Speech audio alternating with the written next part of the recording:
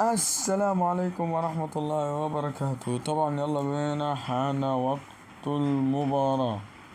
يلا بينا.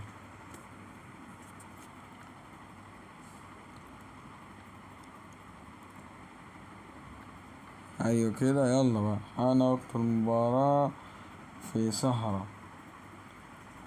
كروية حلوة. ان شاء الله الاهلي يفوز.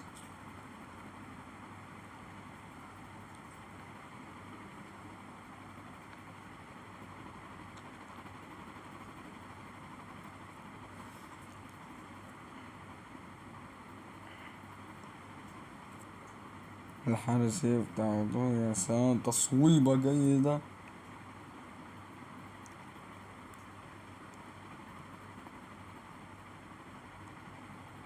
كده.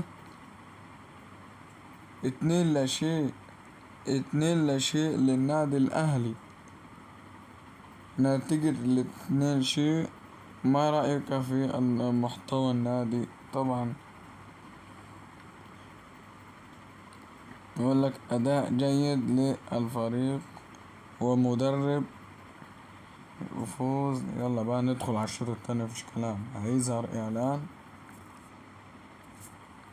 وبعد الإعلان ولا إيه؟ ولا أنا فزت على كده؟ لأ، فزت وكده.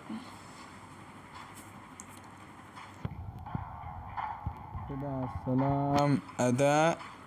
أداء جيد للفريق ومدرب احرز الفوز وسيطروا عليه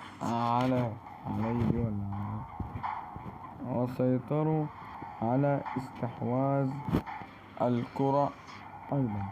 ماشي.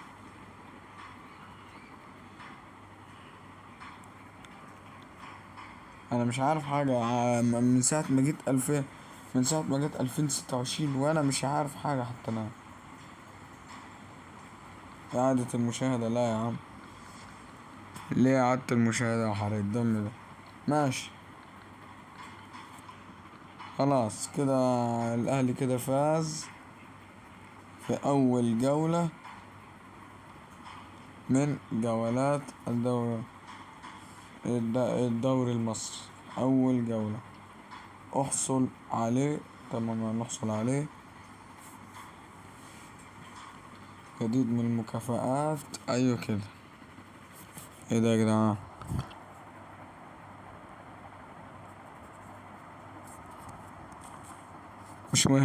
مش مهم نطلع من ده كله.